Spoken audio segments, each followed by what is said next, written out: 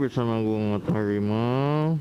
Jadi hari ini hari Minggu, gue San Mori sendiri. Gue mau tes ride Ninja RR hari ini. Jadi gue mau jelasin ke kalian karena kemarin batal tes ride. Soalnya teman gue crash waktu itu kan. Jadi gue harus bantu dia dong, kan kita temen namanya juga. Malah dia bukan teman sih, dia sahabat sih kalau buat gue. Soalnya kita di kampus kayak main bareng terus lah, jalan kemana bareng, satu geng lah ibaratnya. Nah jadi Ninja RR ini gue kelamaan sih bikin video test ride-nya. Udah sekitar sebulan lebih gue megang nih motor. Dari kemarin mau bikin video test ride belum sempet. Jadi motor ini 2 tak.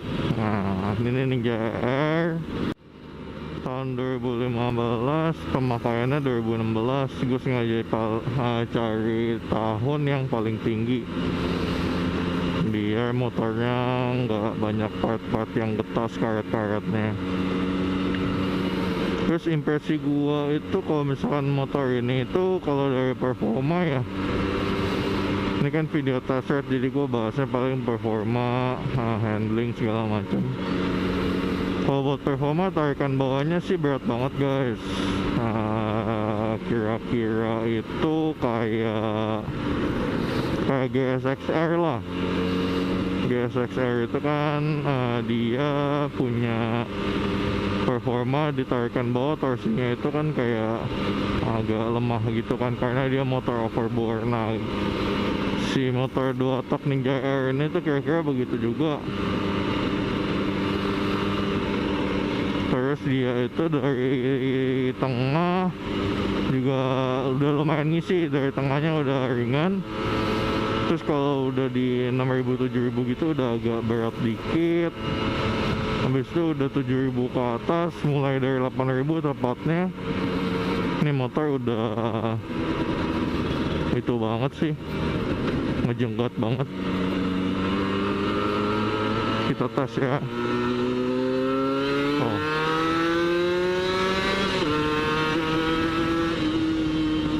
Nah gitu guys kira-kira.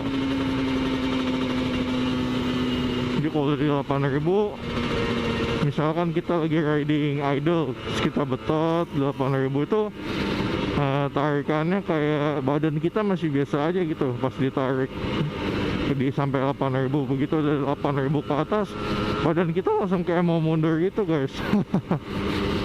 Karena dari sana super kipsnya udah aktif tuh, langsung udah tarikan atasnya benar-benar ngejambak banget sampai badan itu kayak mau ke belakang gitu sih.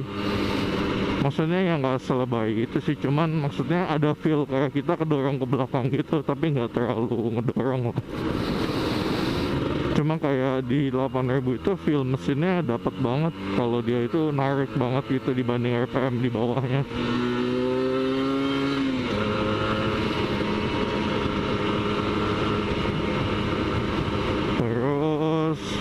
Buat torsi dari motor ini kan gue taruh di sini.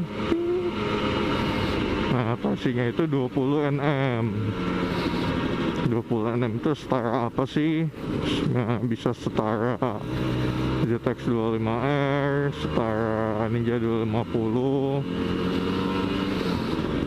Kalau Ninja 250 sama ZX 25R itu setahu gue 21-22 deh. 21-22 Nm, nanti gue taruh di sini. Nah, tapi kalau menurut gue sih tarikan bawah motor ini walaupun setara atau mirip dengan ZX 25R tetap lebih berat. Karena torsi itu di angka paper itu maksimum guys. Nah, jadi itu torsi maksimum. Torsi maksimum tuh keluar dari RPM tinggi, dari RPM bawah belum tentu sesuai dengan yang tertulis di paper. Misalnya ZX 25R torsi maksimalnya 22 Nm. Kalau misalkan si Ninja RR torsi maksimal 20 Nm. Belum tentu di RPM bawah itu mereka sama gitu, bisa aja emang dari settingan ECU atau segala macam yang ada di dalam mesin itu membuat si motor Ninja R ini torsinya baru keluar di RPM tertentu.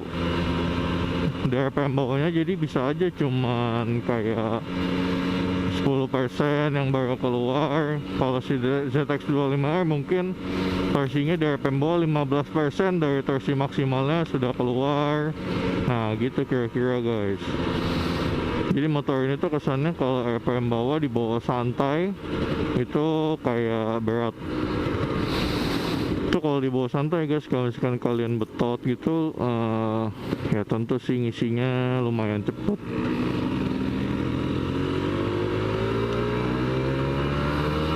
Terus kalau buat tenaga, motor ini 28,2 horsepower. Nah buat motor 150 cc, motor ini itu powernya bisa setara sama motor 200 cc ke atas. Gue kasih perbandingan ya, Ninja 250 SL. Ninja 250 SL itu dulu namanya Ninja RR Mono. Dia itu nggak ganti Ninja RR ini.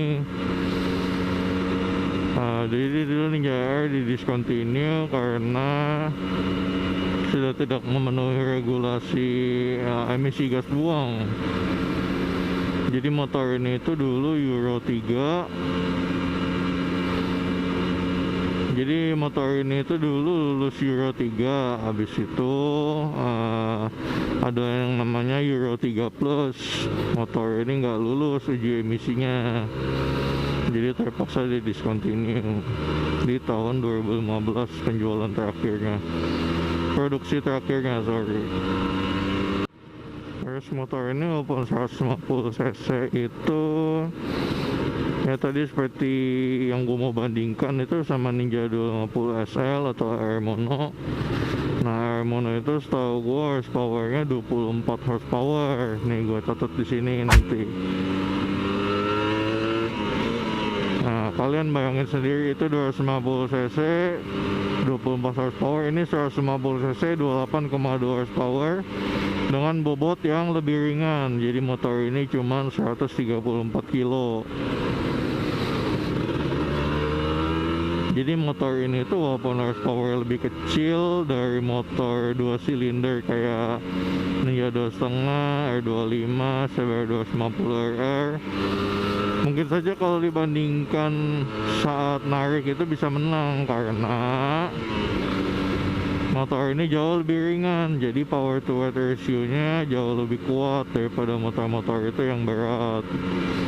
Nah, gue kasih contoh aja, Ninja 250 yang 2018 itu beratnya 168 kg dengan power 31,5 horsepower. Jadi horsepower per weightnya itu jauh lebih gede si Ninja RR ini. Nanti gue kasih perhitungannya.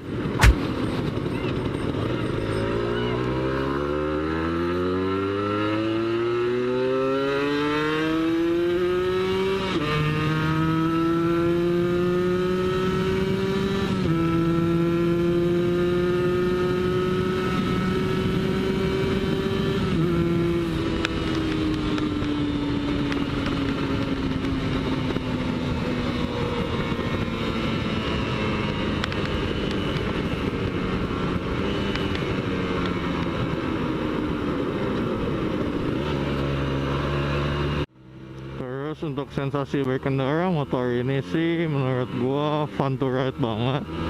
Apalagi buat kalian yang belum pernah main 2 tak dan punya interest ke motor 2 tak gitu, kalian cobain, kalian pasti puas gitu sama sensasinya.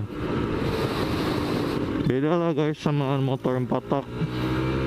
Kayak misalkan lo nyobain sesuatu yang tiap hari lo cobain, motor 4 tak, terus begitu lo nyobain motor 2 tak, beda gitu feelnya. Bunyi mesinnya itu kayak lucu gitu. mengingatkan gua akan bajai yang itu loh, yang rodanya 3. Itu motor 2 tak ini nafasnya itu panjang-panjang banget guys. Jadi kayak gigi 1 itu bisa sampai 50 km per jam lah kira-kira. Jadi ini kan speedometernya analog, jadi gua nggak tahu angka pastinya berapa, tapi sekitar 50-an lah, 50 km per jam gigi 1-nya. Terus buat gigi 2-nya itu bisa sampai 80 guys.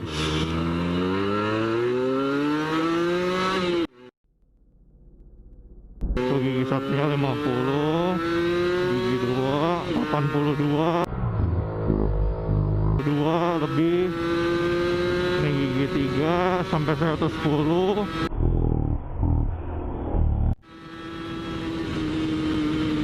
Nah gitu guys. Jadi motor tuh napasnya panjang. Terus dia bisa melengking sampai 13.000 rpm. Tapi jangan terlalu sering dipaksa di rpm segitu sih, takutnya nggak kuat atau gimana, nggak awet gitu ya. Lebih baik sih sampai 11-12 ribu aja lah. Atau juga kalau udah 13.000 kayak udah hampir nyampe limiter gitu guys. Jadi speed nih. Jadi tarikannya kayak hilang gitu kalau di 13.000, soalnya ada limiter. Motor ini tuh biasanya udah kayak panjang banget lah nafasnya, karena bisa sampai 12.000 rpm. Kalian lihat sendiri kan gigi 3-nya bisa sampai 100 lebih. Ya kurang lebih sama kayak GSX-R sih, tapi performa ya jauhan ini sih. GSX-R itu gigi 3-nya bisa 105 setahu gue deh. Ya kalau buat top speed gigi gitu sih bisa kalian mainin gear setnya aja sih, diubah-ubah. Kalau misalkan gear set yang mata gearnya itu lebih dikit, itu buat top speed. Kalau gear set yang mata gearnya lebih gede, itu buat tarikan bawah, buat torsi. Jadi tarikan bawahnya lebih enteng. Terus motor ini kalau oli sampingnya udah di bawah setengah, dia akan nyala merah kayak gini nih. Nah, jadi kalau misalkan udah setengah gitu sih bagusnya cepet diisi. Cuman gua mau ganti merek, jadi gua habisin dulu, nanti dikuras sisanya sama Kawasaki. Gua mau bawa ke Kawasaki buat dikuras. Habis gua kuras baru deh nanti ganti merek lain. Kayak mau ganti yang standar aja, merek Kawasaki. Kalau ini dari pengguna sebelumnya nggak tahu sih, kayak nggak jelas gitu. Katanya pakai merek Motul, tapi gue cek Motul warna olinya hijau, sedangkan ini warna merah. Saya kalau campur-campur bisa bikin rusak mesin sih guys, jadi gue nggak berani. Gue tanya ke Kawasaki gitu, katanya nggak boleh dicampur-campur oli samping. Terus motor ini itu pas gue dapat oli sampingnya itu masih full, kurang-kurang dikit lah.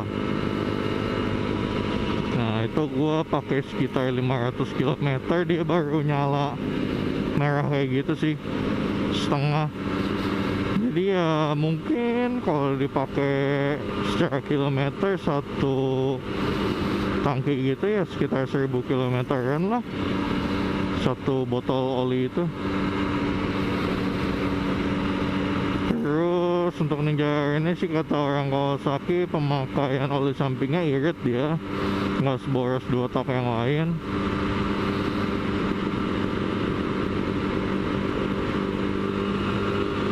Habis itu dia asapnya juga nggak terlalu ngebul sih, low smoke jatuhnya. Ya wajar sih kalau pemakaiannya irit, ya pasti asapnya juga sedikit sih. Habis itu kita bahas posisi riding. Posisi riding motor ini itu tegak banget. Untuk motor sport ini tegak. Nah, jadi ini kira-kira gue lagi berkendara kayak mungkin kayak bawa Satria kali ya. Tapi nggak Satria sih, Satria soalnya kayak dekat gitu kan ke kaki. Kalau ini masih jauh lah. Mungkin sama Ninja 250 Fi itu mirip-mirip. Jatuhnya kayak sport touring gitulah, setengah tinggi tuh, setengah di atas segitiga. Terus kalau handling pastinya ringan banget dan enak banget, karena motor ini emang ringan dari bobotnya. Pastinya ringan banget tuh. Habis itu motor ini itu ground clearance-nya rendah banget. Jadi kalian hati-hati sih kalau polos tidur tinggi, jangan ditebas-tebas. Kalau polos tidur yang biasa-biasa gitu sih, asal nggak kalian tebas sih nggak mentok sih. Gue pernah pas gonceng orang doang tuh, pas lagi gonceng tahu-tahu ada apa namanya,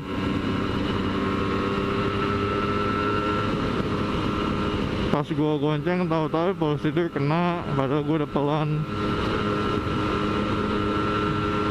Nah, kemudian kalau ngomongin soal gonceng, kita lanjut ke suspensi. Nah, suspensi motor ini tuh empuk banget guys. Emang layaknya kayak sport touring sih ini motor sebenarnya. Cuma nggak tahu kayak segmennya lebih dipakai orang buat balap sih, buat kencang-kencangan. Jadi ini motor itu agak bingung ya genrenya apa, sport tapi posisi ridingnya tegak. Tapi kalau buat sport touring performanya terlalu overkill. Nah, jadi suspensi motor ini itu empuk. Jadi kesannya kalau belok itu agak-agak takut, tapi nggak terlalu empuk kalau belok guys. Jadi kayak lumayan stabil pas belok. Tapi kalau kayak ngelewatin speed trap gini nih, nyaman dia. Ada sakit-sakit sih wajar, tapi tergolong empuk lah. Malah menurut gue terlalu empuk kalau buat motor sport sih. Terus shocknya ini dia shock Showa guys. Jadi buat kalian yang belum tahu, motor ini itu anjir Showa. Shocknya mereknya Showa, seperti motor-motor zaman sekarang kayak shock depannya CBR 250R itu mereknya Showa. Kawasaki juga banyak yang pakai Showa. Nah, motor ini tuh depan belakang pakainya Showa. Yang di belakang itu Showa, terus dia ada subtanknya. Jadi dia itu ada tabungnya, shocknya, tapi nggak kelihatan kalau dari luar, di dalam body gitu sih. Jadi tabungnya dia nyamping gitu guys, ada di kiri, nggak di belakang.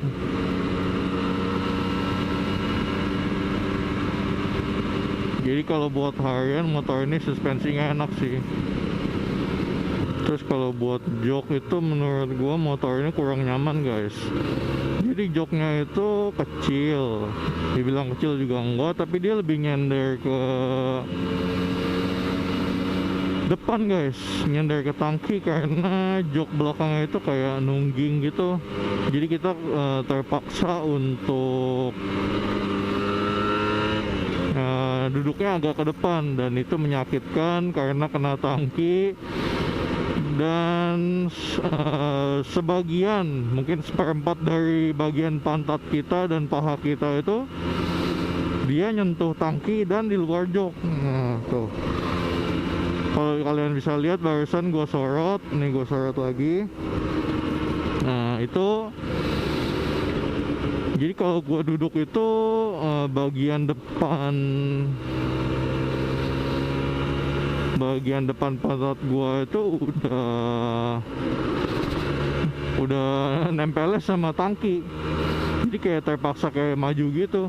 Bisa sih kalau mundur, tapi kayak nungging banget gitu, soal dia bentuk joknya nanjak gitu ke belakang. Gua nggak tahu ini standar atau enggak sih, atau udah ditambahin busa sama si pemilik sebelumnya, bagian belakang ditambahin busa kali. Tapi nggak tahu juga sih, kelihatannya sih standar sih. Jadi kalau misalnya kalian duduk terlalu depan itu busanya tipis banget rasanya guys, kayak sakit gitu lah.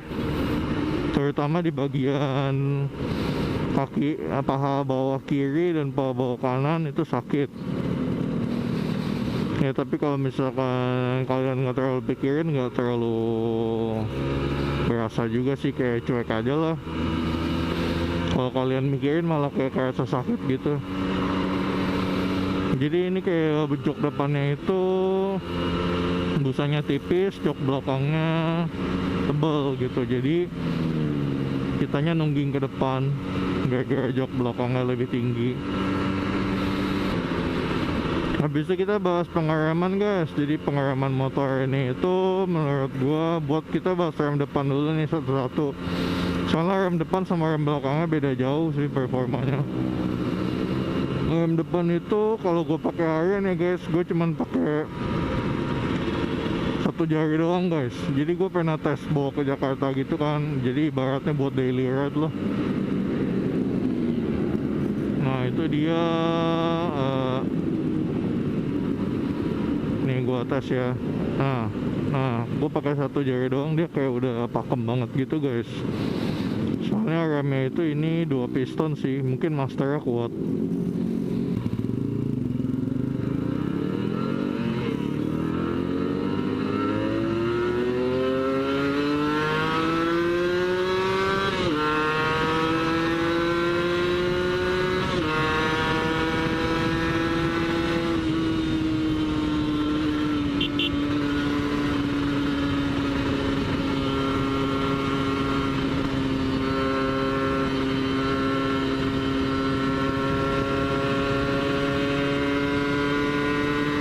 Nah terus untuk rem belakangnya sangat tidak kepakem guys. Nggak tahu ini bermasalah atau enggak, tapi kalau gua nginjeknya kayak nanggung gitu, dia nggak ada efeknya. Nah ini gua udah injek nih, gua udah nginjek nanggung kayak nginjek biasa lah. Kalau motor biasa itu, kalau motor lain itu nginjek nanggung gitu kayak udah berasa. Kalau ini kayak gua masih neken banget.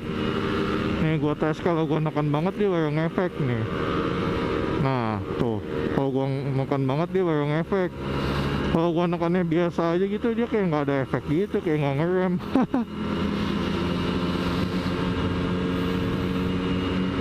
Buat minyak remnya sih gua udah sempat minta ganti kemarin, dan udah dipenuhin juga.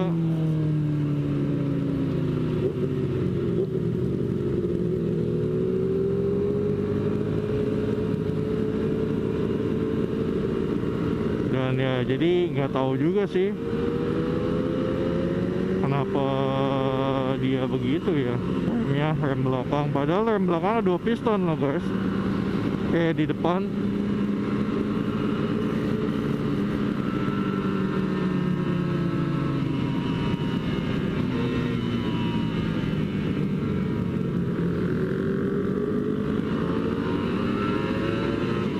Jadi bukan karena rem depan dan belakang kalipernya itu bentuknya sama, tingkat kepakemannya akan sama guys. Pasti beda karena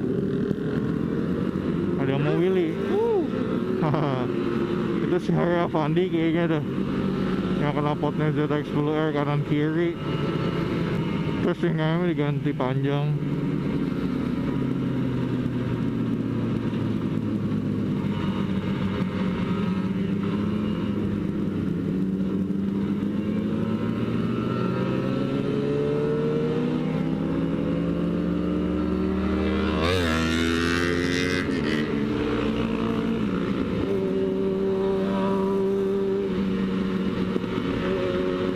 Jadi tidak fokus saya guys, banyak mobil lewat. Ngomong takutnya nggak kedengeran ya. Jadi walaupun kaliper depan belakang kelihatannya sama, dia belum tentu tingkat kepakemannya sama sih. Soalnya master remnya beda. Biasanya master rem yang di belakang itu lebih lemah daripada yang di depan, karena kita tuh kalau ngerem pakai kaki tuh kekuatannya jauh lebih kuat dari tangan guys. Jadi kalau master rem belakang itu sekuat di depan, takutnya terlalu overkill dan bannya selip. Jadi ibarat kita kalau mukul bola sama nendang bola, kencangan ditendang kan. Nah, karena kekuatan kaki kita itu lebih kuat. Jadi kalau buat di tangan itu master rem lebih kuat itu wajar, karena kita kalau narik pakai tangan itu nggak sekuat kayak dorong pakai kaki. Jadi disesuaikan. Tapi kalau ini sih gua rasa rem belakangnya terlalu kurang. Kalau gue injek kayak sedikit gitu nggak ada efeknya. Wow, ada baja hitam guys.